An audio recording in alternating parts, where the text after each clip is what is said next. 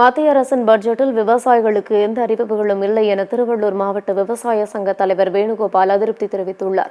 திருவள்ளூரில் செய்தியாளர்களிடம் பேசிய அவர், கார்ப்பரேட்டுகளுக்கு கோடி கோடியாக அள்ளி கொடுக்கும் பிரதமர் மோடி விவசாயிகளுக்கு எந்த திட்டங்களையும் கொடுக்கவில்லை என்று வேதனை தெரிவித்தார்.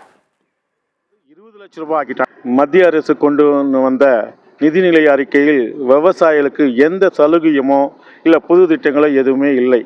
இதை பட்ஜெட் என்று சொல்ல மாட்டார்கள். ஏனென்றால் விவசாயிகளுடைய வாழ்வாதாரம் இதனால் பாதித்துள்ளது. எதனால் என்றால் இது விவசாய நாடு என்றார்கள்.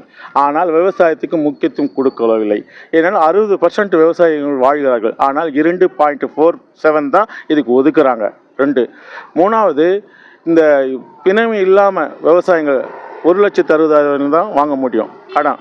அதே ஒரு பெட்டி கடை நடத்துகிறவன், ஒரு சின்ன கடை வச்சுருக்கோம்னா கூட முத்ரா லோனில் 10 லட்ச ரூபாய் இருந்தது 20 லட்ச ரூபாய் ஆக்கிட்டாங்க. அதை ஆனால் அதில் பிணையமே தேவையில்லைன்றாங்க. செக்யூரிட்டி நான் செக்யூரிட்டியில் கொடுக்குறாங்க. ஆனால் இன்றைக்கி இருக்கிறாங்க, நாளைக்கு போயிடுறாங்க வியாபாரிங்க. ஆனால் நாங்கள் நிலத்து ஒரு ஏக்கரை 40 50 லட்ச ரூபாய் போகுது. அதுக்கு நீங்கள் பத்திரம் வச்சுன்னு ஒரு 10 லட்சம் கொடுங்க. இது ரொம்ப வேதனைப்பட வேண்டிய விஷயம். இங்கே வாழ்வாதாரம் மொத்தமே 70% 60% விவசாயிகள் எல்லாமே இதுதான் இருக்காங்க. இன்றைக்கும் தற்கொலை நடந்து தானே இருக்குது. இன்றைக்கும் அவர் நான் இரட்டிப்பு காக்கிறேன்னு சொன்னார் பிரதமர், சந்தோஷப்பட்டோம். நான் மாற்றிடுவேன்னு சொன்னார், சந்தோஷப்பட்டோம். ஆனால் உண்மையில் நிலவரம் என்ன ஆச்சு? இன்றைக்கும் தற்கொலை தான் செஞ்சுருக்காங்க.